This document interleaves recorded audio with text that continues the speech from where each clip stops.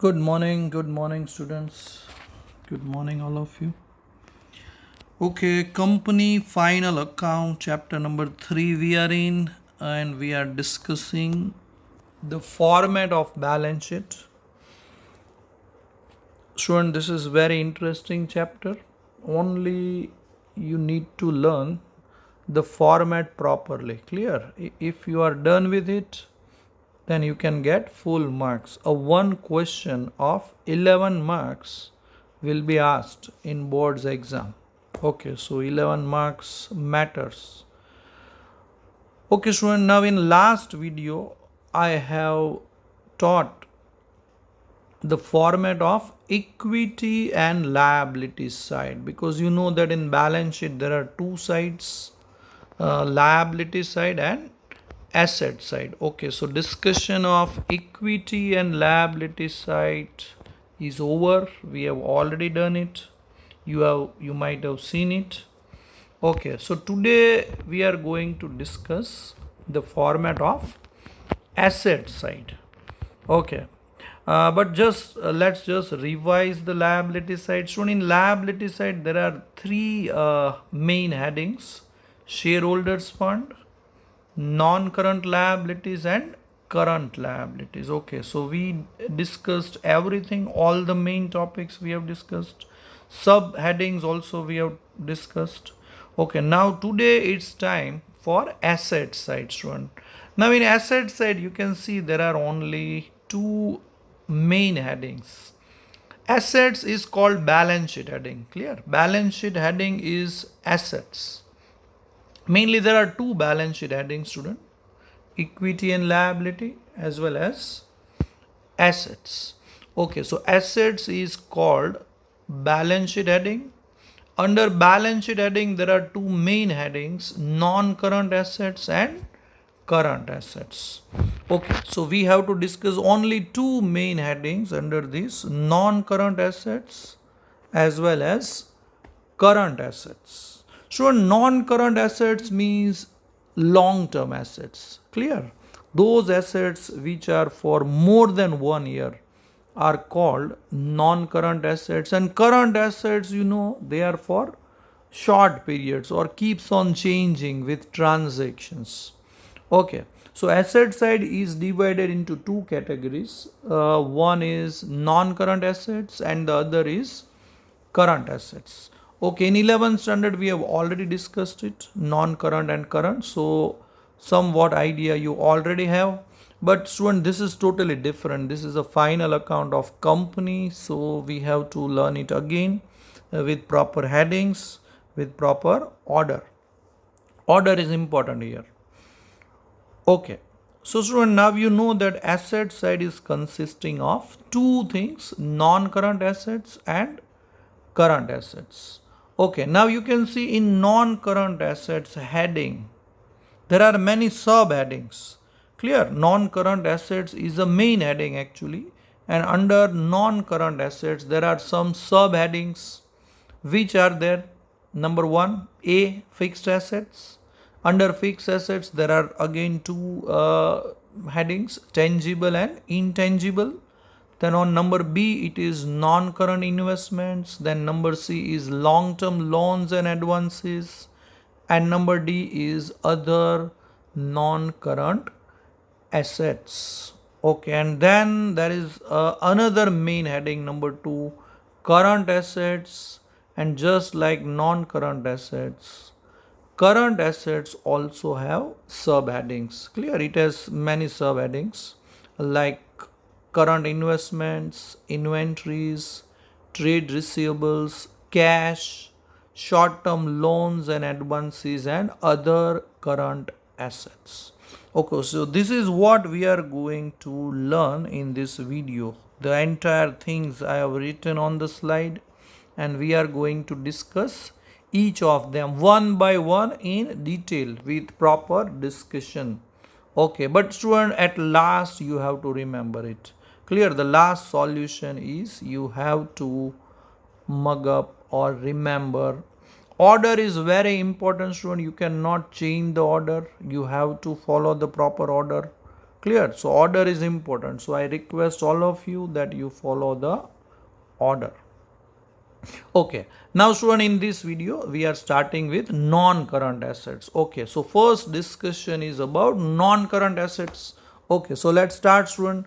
Under non-current assets, first sub-heading is fixed assets. Non-current assets is a main heading student, and under main heading there are sub-headings. So sub-heading number 1 is a fixed assets. Okay, in fixed assets, there are two categories student: tangible assets and intangible assets. Okay, now this is very simple student, you everyone knows about it, isn't it? You all are acquainted with this, so I don't have to explain much. Student, first of all, what is a fixed assets? Fixed assets are those which are for more than 1 year. Students, some assets can be used for more than 1 year. Okay, then such assets are called fixed assets. Okay, and in fixed assets there are two types of assets: tangible and intangible. Okay, now you already know what is tangible assets. Student, tangible assets means assets which can be used, which can be seen or touched. Clear? Any assets which can be seen or touched are known as tangible assets. Okay, so intangible assets, let me give you some examples. For example, land, building, furniture, machines, vehicles, tools and equipments. Okay, so any assets which you can see or touched are known as tangible assets. Okay, now what is intangible assets? Intangible assets are those which cannot be seen or touched. You cannot see it, you cannot touch it. Okay, but then also they are assets. In 11th standard we learned about intangible assets, but there are few new intangible assets which you have to learn here. Here we go. Student, first intangible assets is goodwill. Okay, goodwill, trademark, patents and copyright. First four intangible assets we have already learned in 11th standard. Okay, so there is nothing to discuss. But student, there are some new intangible assets: license, software, franchise. Okay, now license means sometimes you have a license to sell a particular thing. Clear? Or you have a license to do some work which others don't have.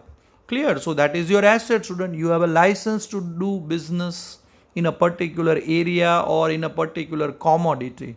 Okay, or you have a special license for special thing. Okay, so that is also a asset, student. You have to acquire the license by following some procedures. Okay, so once you get the license, that becomes your assets. Clear? License is not just a document, student, but license is a right actually. Take example of driving license. Driving license is just a piece of paper, but at the same time it is a right to drive. So here we are talking about business license. Clear? License to do a particular business. Okay, so license is a intangible assets. Then software. Software is a very common words.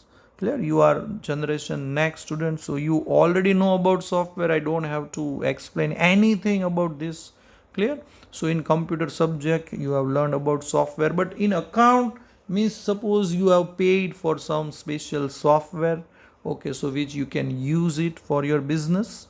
Okay, so software is also a intangible assets because you are the owner of that software, you have paid for that software. Okay, and then franchise. Student, franchise means suppose you have acquired franchise of any reputed brand. Clear? So that is also a asset, student. As franchise means a right to sell a particular brand. Clear? Or you have a right to you have a dealership of a particular brand. Okay, so these are intangible assets, student: goodwill, trademark, patents, copyright, license, software, franchise. Okay. Okay, now the first subheading is over. Fixed assets we have discussed. So now we are in number 2. Second, B.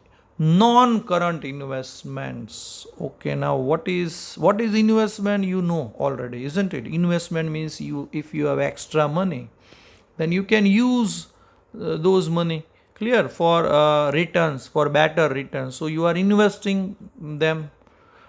Okay, so investment is very common word, but here there is a word non-current investment. Non-current means long-term, student. Long-term investments. Okay, now what is long-term investment? So if you are investing money for more than 1 year period, then they are called non-current investment, student. Okay, so in non-current investment we can see there are many. There is a list. Okay, so let's discuss it one by one.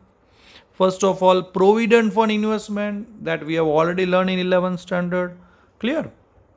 Okay, provident fund is a liability, you know very well. Clear?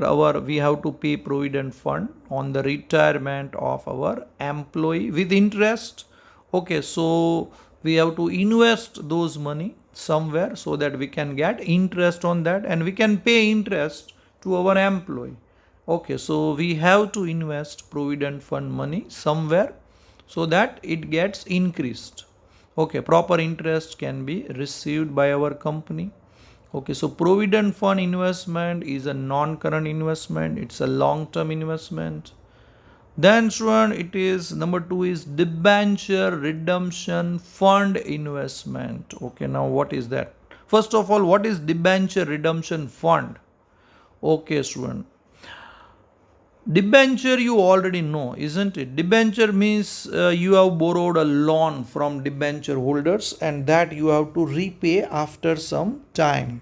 That is called debenture. Okay, તો શું ડિબેન્ચરમાં શું હોય કે ડિબેન્ચરના પૈસા આપણે debenture હોલ્ડર્સને અમુક time પછી પાછા આપવાના હોય છે. ઓકે, તો શું આ પાછા આપવા માટે આપણી પાસે પૈસા તો હોવા જોઈએ ને. ચાલો, ડિબેન્ચર્સ આપણે લોન લીધી ડિબેન્ચર હોલ્ડર પાસેથી 5 વર્ષ માટે ફોર એક્ઝામ્પલ, તો 5 વર્ષ પછી જ્યારે આપણે ડિબેન્ચરના પૈસા પાછા આપશું તો આપણી પાસે એટલી અમાઉન્ટ તો હોવી જોઈએ સ્ટુડન્ટ, કે જેથી કરીને આપણે ડિબેન્ચર હોલ્ડરને ટાઈમે પૈસા આપી શકીએ. બરાબર? અને તોય આપણી પાસે પાછા પૈસા વધવા જોઈએ. એવું ન થાય કે આપણે આખું બધું ફંડ ખાલી થઈ જાય ને આપણે રોડ ઉપર આવી જઈએ. એવી રીતે ન કરી શકીએ. બરાબર? ડિબેન્ચર હોલ્ડરને પૈસા આપ્યા પછી પણ આપણી પાસે વર્કિંગ કેપિટલ તરીકે પૈસા રહેવા જોઈએ, કારણ કે આપણે બીજા બધા પણ એક્સપેન્સીસ હોય. જો બધા જ પૈસા ડિબેન્ચર હોલ્ડરને આપી દઈએ અને પછી કંઈ વધે જ નહીં તો આપણો બિઝનેસ બંધ થઈ જાય સ્ટુડન્ટ. ઓકે, તો ડિબેન્ચર હોલ્ડરને પૈસા પાછા આપવા માટે આપણે સિસ્ટમેટિકલી એવરી યર આપણને જે પ્રોફિટ થાય સ્ટુડન્ટ એમાંથી થોડા થોડા પૈસા સાઈડમાં મૂકતા જવા પડે. બરાબર? જેથી 5 વર્ષ પછી આપણી પાસે એટલું બધું ફંડ થઈ જાય કે જેથી આપણે ડિબેન્ચર હોલ્ડર્સને પૈસા પાછા આપી શકીએ. ઓકે, તો એવી રીતે જ્યારે આપણે દર વર્ષે પ્રોફિટમાંથી થોડુંક થોડુંક ફંડ ક્રિએટ કરતા જઈએ, પ્રોફિટમાંથી થોડા થોડા પૈસા સાઈડમાં મૂકતા જઈએ સ્ટુડન્ટ, તો આવી રીતે જે ફંડ ઊભું થાય એને કહેવાય ડિબેન્ચર રિડમ્પશન ફંડ. ઓકે, અને આ જે ફંડ છે એનું આપણે ક્યાંક ઇન્વેસ્ટમેન્ટ તો કરવું પડે સ્ટુડન્ટ. બરાબર? કારણ કે તો જે એ ફંડ જે છે એ એની મેળે તો વધે નહીં. ફંડમાં ક્યારે ઇન્ક્રીમેન્ટ આવે કે આ આપણે ભેગા કરેલા પૈસાને કોઈ સારી જગ્યાએ ઇન્વેસ્ટ કરીએ કે જેથી એની ઉપર આપણને ખૂબ સારું રિટર્ન મળે, ઇન્ટરેસ્ટ મળે, અને એ ઇન્ટરેસ્ટથી આપણું ફંડ વધે અને 5 વર્ષમાં આપણી પાસે એટલા બધા પૈસા ભેગા થઈ જાય કે આ પૈસાનો યુઝ આપણે ડિબેન્ચર હોલ્ડર્સને રીપેમેન્ટ કરવા માટે કરી શકીએ. ઓકે, બસ. તો જ્યારે ડિબેન્ચર રિડમ્પશન ફંડના પૈસાનું આપણે ક્યાંય ઇન્વેસ્ટ કરીએ બહાર, આઉટસાઇડ ધ બિઝનેસ, તો એને કહેવાય debenture redemption fund investment, DRF investment એને શોર્ટમાં આપણે કહેતા હોઈએ છીએ. શું આ ઇન્વેસ્ટમેન્ટ આપણી એસેટ્સ છે, કારણ કે આપણે પૈસા રોકેલા છે, અને આ લોંગ ટર્મ એસેટ્સ છે, કારણ કે આનો પીરિયડ 1 વર્ષ કરતાં વધારે ટાઈમ માટે હોય છે. ઓકે સ્ટુડન્ટ, પછી છે shares of subsidiary company. Okay okay, ચલો પછી શું આવે છે ડિબેન્ચર રિડમ્પશન ફંડ ઇન્વેસ્ટમેન્ટ પૂરું કર્યું, એની પછી આવે છે shares of subsidiary company. Okay student, તો પહેલાં સબસિડરી કંપની કોને કહેવાય સમજી લઈએ. સ્ટુડન્ટ, જ્યારે કોઈ મોટી કંપનીની નીચે કોઈ બીજી કંપની કામ કરતી હોય, બરાબર, એટલે કોઈ કંપની જે છે એની પણ ઘણી બધી બ્રાન્ચીસ હોઈ શકે, બરાબર. ઓકે, તો શું કોઈ મોટી કંપની જ્યારે એની નીચે કોઈ બીજી કંપની સ્ટાર્ટ કરે તો એને એની સબસિડરી કંપની કહેવામાં આવે છે, બરાબર. જેમ કે રિલાયન્સ ઇન્ડસ્ટ્રી છે, એની નીચે કોઈ બીજી રિલાયન્સની કોઈ બીજી કંપની વર્ક કરતી હોય, ઓકે, તો એને સબસિડરી કંપની કહેવાય, બરાબર. એ જે સબસિડરી કંપની જે છે એને ડોટર કંપની ઓર ડોટર કંપની તરીકે આપણે ઓળખી શકીએ. અને આ જે મેઇન કંપની હોય એને હોલ્ડિંગ કંપની આપણે કહી શકીએ. ઓકે, ધારો કે XYZ લિમિટેડ છે, એની નીચે ABC લિમિટેડ કામ કરતું હોય તો XYZ લિમિટેડ જે છે એ હોલ્ડિંગ કંપની છે ને એની નીચે એક બીજી કંપની કામ કરે છે જેની માલિકી હોલ્ડિંગ કંપનીની જ છે. ઓકે, તો XYZ કંપની પોતે એક નવી કંપની શરૂ કરે, ABC કંપની, અને એનું બધું કંટ્રોલ અને મેનેજમેન્ટ જો XYZ લિમિટેડ કંપની કરતી હોય તો XYZ લિમિટેડને આપણે હોલ્ડિંગ કંપની કહીએ અથવા પેરેન્ટ કંપની કહીએ. અને આ જે ABC કંપની છે એને એની સબસિડરી અથવા ડોટર કંપની કહી શકાય. ઓકે, તો સબસિડરી કંપની એટલે આપણી નીચે જે કંપની કામ કરે છે જેનું બધું મેનેજમેન્ટ આપણા હાથમાં હોય છે. તમને ખ્યાલ હોય છે કે આપણે ભાવનગરમાં ઘણી બધી બેંક્સ કામ કરે છે સ્ટુડન્ટ, બરાબર. તો એની એક હેડ ઓફિસ હોય, બરાબર. અહીંયા જેટલી બેંક હોય એની એક હેડ ઓફિસ હોય છે, ઓકે. અથવા તો કોઈ બિઝનેસ હોય એની ઘણી બધી બ્રાન્ચીસ હોય સ્ટુડન્ટ, પણ એનું જે હેડ ઓફિસ હોય ને ત્યાંથી એનું બધું મેનેજમેન્ટ થતું હોય. ઓકે સ્ટુડન્ટ, તો આવી માની લો કે આપણી કંપનીની કોઈ સબસિડરી કંપની હોય તો એના જે શેર્સ છે જે આપણી પાસે છે, આપણે હોલ્ડ કરીએ છીએ, બરાબર, તો એ આપણી એસેટ છે સ્ટુડન્ટ. ઓકે, તો શેર્સ ઓફ સબસિડરી કંપની જે છે એ આપણી નોન કરંટ ઇન્વેસ્ટમેન્ટ થઈ ગયું. એક જાતનું ઇન્વેસ્ટમેન્ટ છે, આપણે આપણી સબસિડરી કંપનીના શેરમાં ઇન્વેસ્ટ કરેલું છે, એના શેર્સ આપણે ખરીદી લીધા છે, એની માલિકી આપણી પાસે છે. ઓકે, તો આપણી સબસિડરી કંપની જે હોય એના શેર્સ જે છે એ આપણે આ કેટેગરીમાં બતાવશું, નોન કરંટ ઇન્વેસ્ટમેન્ટમાં બતાવશું. ઓકે, પછી આવે છે student shares and debentures of other company. Okay, આપણે સબસિડરી કંપનીની વાત નથી કરતા, પણ આપણી કંપની જો કોઈ બીજી કંપનીના શેર્સમાં ઇન્વેસ્ટમેન્ટ કરે કે ડિબેન્ચરમાં ઇન્વેસ્ટમેન્ટ કરે તો એ પણ આપણી એસેટ્સ થાય. જેમ કે નિરમા કંપની છે, સપોઝ સ્ટુડન્ટ, નિરમા કંપની જે છે એ રિલાયન્સ કંપનીના શેર્સમાં ઇન્વેસ્ટમેન્ટ કરે તો નિરમા કંપની માટે આ શેર શું કહેવાય? યસ, ઇન્વેસ્ટમેન્ટ કહેવાય, લોંગ ટર્મ ઇન્વેસ્ટમેન્ટ કહેવાય, બરાબર. ઓકે, એટલે જ્યારે એક કંપની કોઈ બીજી કંપનીના શેર્સ અથવા ડિબેન્ચર લે તો એ લોંગ ટર્મ ઇન્વેસ્ટમેન્ટ છે. ઓકે, મોર દેન 12 મંથ્સ, જો 12 મહિના કરતાં વધારે ટાઈમ માટે ઇન્વેસ્ટમેન્ટ કરવાનું હોય તો એ નોન કરંટ ઇન્વેસ્ટમેન્ટમાં આવી શકે. પણ જો શું આ 12 મહિના કરતાં ઓછા ટાઈમ માટે હોય તો એ નોન કરંટમાં નહીં આવે પણ કરંટમાં આવશે. ઓકે, ચાલો, ફિક્સ ડિપોઝિટ વિથ બેંક, એ તો બહુ ઇઝી છે સ્ટુડન્ટ. આપણે કોઈ કંપની પાસે જો એક્સ્ટ્રા પૈસા હોય તો એ ફિક્સમાં મૂકી દે બેંકમાં, જેથી આની ઉપર એને સારું એવું ઇન્ટરેસ્ટ મળી શકે. ઓકે, તો એ પણ એક જાતનું ઇન્વેસ્ટમેન્ટ છે. ગવર્મેન્ટ સિક્યુરિટીઝ એટલે કે ગવર્મેન્ટમાં આપણે કોઈ ઇન્વેસ્ટમેન્ટ કરેલું હોય, ગવર્મેન્ટની જે અલગ અલગ સ્કીમ છે એમાં આપણે પૈસા રોકેલા હોય. ઓકે, ગવર્મેન્ટની કોઈ સ્કીમમાં કે એના કોઈ શેર્સ કે ડિબેન્ચરમાં આપણે ઇન્વેસ્ટમેન્ટ કરીએ તો એ પણ એક ઇન્વેસ્ટમેન્ટ છે. મ્યુચ્યુઅલ ફંડ સ્ટુડન્ટ, આપણે મ્યુચ્યુઅલ ફંડમાં ઇન્વેસ્ટમેન્ટ કરીએ તો એ પણ એક ઇન્વેસ્ટમેન્ટની જ ટાઈપ છે. ઓકે, તો આ બધું નોન કરંટ ઇન્વેસ્ટમેન્ટની અંદર આવશે. આ આપણું સબ હેડિંગ નંબર 2 છે. ચલો, હવે આની પછી સ્ટુડન્ટ નોન કરંટ ઇન્વેસ્ટમેન્ટ પછી વારો આવે છે number C, long term loans and advances. Student, અહીંયા આપણે લોન લીધી નથી, લોન લેવી એ પણ લાયાબિલિટી છે, પણ અહીંયા આપણે એસેટ્સની વાત કરીએ છીએ. એટલે અહીંયા જે લોન વર્ડ છે એ લીધેલી લોન માટે નથી, આપણે કોઈને લોન આપી હોય તો એની આપણે વાત કરીએ છીએ, બરાબર. અથવા આપણે કોઈ જગ્યાએ ડિપોઝિટના પૈસા મૂકેલા હોય જે આપણે ફ્યુચરમાં પાછા લેવાના હોય એની વાત છે. ચાલો, તો લોંગ ટર્મ લોન્સ અને એડવાન્સીસમાં કઈ કઈ વસ્તુ આવે? ચાલો, તો એનું લિસ્ટ આવી ગયું છે તમારી સામે. There are total 4 entries.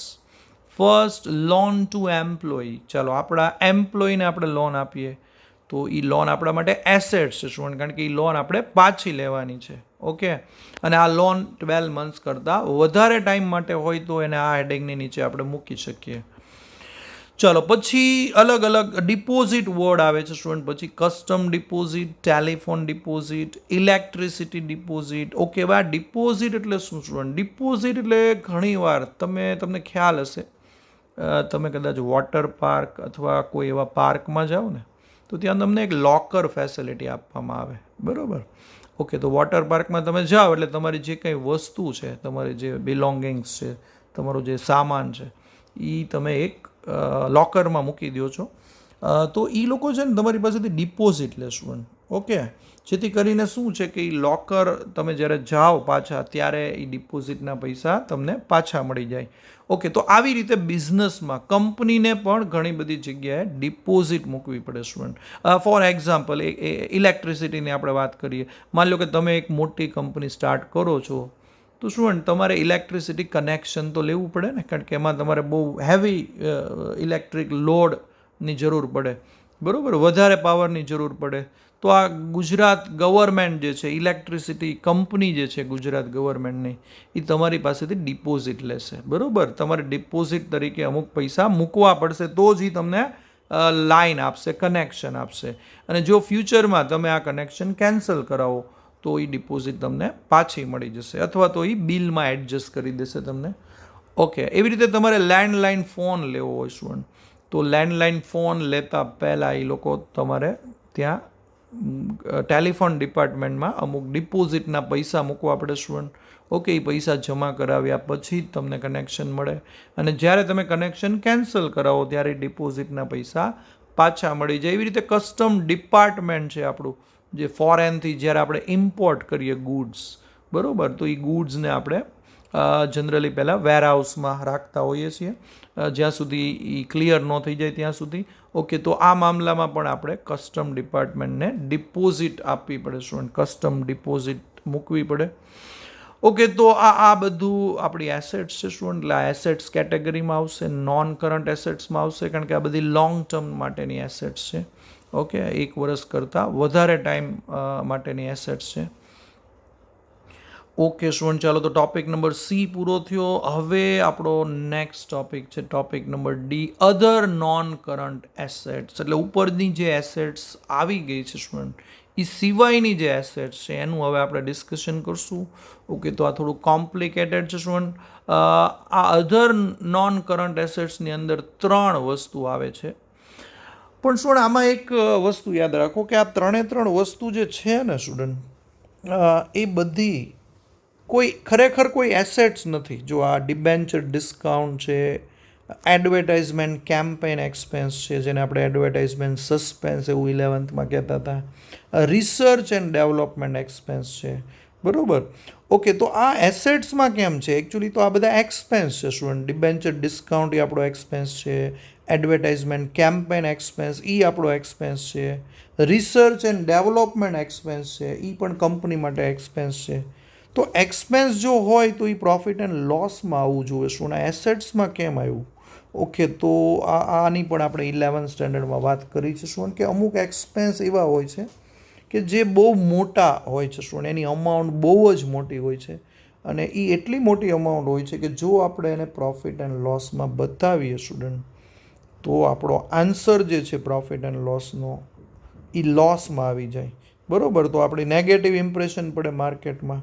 એટલે આપણે શું આઈડિયા કરીએ કે આ બધા જે મોટા મોટા એક્સપેન્સ છે એને આપણે અત્યારે એસેટ્સમાં બતાવી દઈએ, બરાબર? અને એ એસેટ્સમાં બતાવીને એમાંથી દર વર્ષે થોડા રૂપિયા માઇનસ કરતા જઈએ, એટલે કે એને રાઇટ ઓફ કરતા જઈએ, બરાબર? અને એમાંથી જે કાંઈ તમે અહીંથી માઇનસ કરો એની બીજી ઇફેક્ટ ક્યાં બતાવવાની? પ્રોફિટ એન્ડ લોસ ડેબિટમાં, બરાબર? ડેપ્રિસિએશનની જેમ. ડેપ્રિસિએશનમાં કેમ કરતા કે આપણે સપોઝ ડેપ્રિસિએશન ઓન ફર્નિચર હોય તો તમે એને ફર્નિચરમાંથી માઇનસ કરતા, અને એની બીજી ઇફેક્ટ પ્રોફિટ એન્ડ લોસમાં ડેબિટ સાઇડ બતાવતા.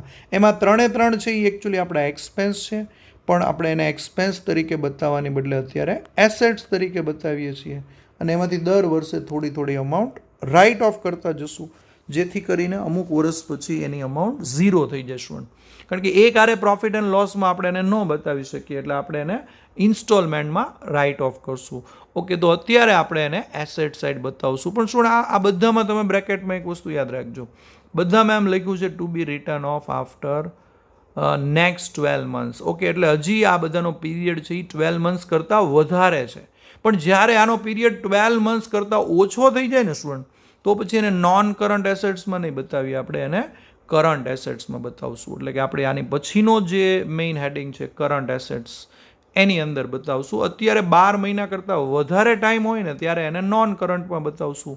પછી જ્યારે આનું છેલ્લું વર્ષ આવી જાય ને સ્ટુડન્ટ, માની લો કે આ ડિબેન્ચર ડિસ્કાઉન્ટ આપણે 5 વર્ષમાં રાઇટ ઓફ કરવાનું છે, તો પહેલાં 4 વર્ષ સુધી આપણે એને લોંગ ટર્મ નોન કરંટ એસેટ્સમાં બતાવશું. પણ જ્યારે છેલ્લું વર્ષમાં આપણે આવી જશું ત્યારે આ 3 વસ્તુઓ કરંટ એસેટ્સમાં આવી જશે. Okay student, I am sure this is done. ચાલો, તો આપણે નોન કરંટ એસેટ્સ જે છે સ્ટુડન્ટ, એનું બધું જ ડિસ્કશન કરી લીધું છે. તો આઈ એમ શ્યોર કે નોન કરંટ એસેટ્સને તમે બરોબર યાદ રાખશો સ્ટુડન્ટ, અને એમાં એના સબ હેડિંગ્સ ખાસ યાદ રાખશો, અને 20 ટાઈમ્સ સ્ટુડન્ટ લખી નાખજો અને મને મેઇલ કરી દેજો. ઓકે સ્ટુડન્ટ, હવે આપણે ડિસ્કશન કરવાનું છે કરંટ એસેટ્સનું. બરોબર, નોન કરંટ એસેટ્સનું ડિસ્કશન આપણે કરી નાખ્યું છે. હવે આવે છે કરંટ એસેટ્સ. તો સ્ટુડન્ટ આની પછીના વિડીયોમાં હું કરંટ એસેટ્સનું ડિસ્કશન કરીશ. ઓકે, ત્યાં સુધી તમે લોકો આ નોન કરંટ એસેટ્સનું લર્ન કરી નાખો. Okay student, take care.